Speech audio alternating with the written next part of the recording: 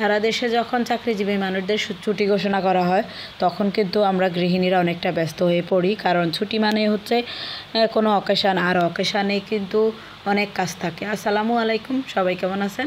আশা করি আল্লাহর রহমতে সবাই ভালো আছেন।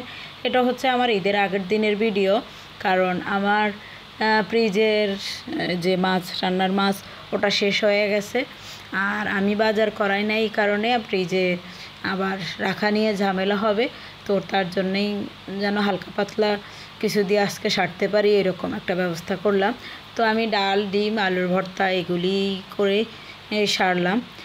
আর আসলে ফ্রিজে যখন মাংস রাখতে গিয়ে ঝামেলা হয় বা অনেক কষ্ট হয়, তো তার জন্য চিন্তা করলাম না, পরে যদি জায়গা খালি থাকে তারপর মাছ কিনে আনা যাবে, সমস্যা নেই, কাছেই তো বাজার।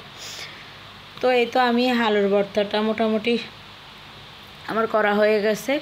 আর আসলে ঈদের আগের দিন যেহেতু চিন্তা করলাম না, পরের দিন তো আমরা আসলে আমাদের অঞ্চলে কিন্তু রুটির সাথে এই মাংস খায়, তো তার জন্য আমরা চাউলের গুঁড়া করি, তো সেটা দিয়েই কিন্তু রুটি করি। চাউলের গুঁড়া রুটি দিয়েই কিন্তু মাংস খাওয়া হয়। তো চিন্তা করলাম না, কালকে যেহেতু ঈদের দিন অনেক কাজ বা অনেক ঝামেলা থাকে, তো আজকে যেহেতু ফ্রোজেন করাই যায়, তো আজকে রুটিটা করে নিয়ে ফ্রোজেন করে রেখে দিই। আর চাউলের গুঁড়ার ডোটা করতে কিন্তু একটু বিশেষত্ব আছে, যেমন আপনি পানিটাকে একটু অনেকক্ষণ জাল করবেন, তাহলে কিন্তু আপনার রুটির ডো সুন্দর হবে এবং রুটিটাও ভালো হবে, রুটিটা পাটবে না বা নষ্ট হবে না। তো এই তো আমার আটা করা শেষ, এটা এখন এবার আমি একটু মথে নেব, আর একটু হালকা তেল দিয়ে মথে নিলে ভালো হয়, বা একটু পানি দিয়ে বা চালের পানি সিদ্ধ করার সময় একটু তেল দিয়ে দেবেন, তাহলে রুটিগুলি আর একটু ভালো হবে। তো এই যে এখানে আমার রুটি সবগুলি করা হয়ে গেছে, এবার আমি একটু সেঁকে নিতেছি, হালকা একটু এপিট ওপিট হালকা ছেঁকে নেব, তারপর একটা বক্সে ভরে তারপর ফ্রিজে রেখে দেব।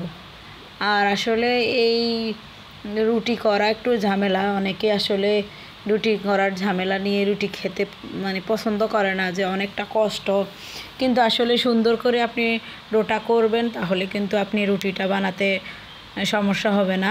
এই তো আমার প্রত্যেকটা রুটি কিন্তু একই সমান হয়েছে, কোনোটা বড় কোনোটা ছোট এরকম না, প্রত্যেকটা রুটি সুন্দর এবং হয়েছে। তো যাই হোক, আসলে প্রত্যেকটা অকেশানে আমাদের গৃহিণীদের অনেক ব্যস্ততা থাকে, সবারই, পুরুষদের যারা যা চাকরি করে তাদের কিন্তু ছুটি, কিন্তু আমাদের ছুটি নেই। আমাদের আসলে অন্য সময়ের থেকে এই অকেশানগুলিতে কিন্তু কাজ বেড়ে যায়, তখন আমরা আরও ব্যস্ত।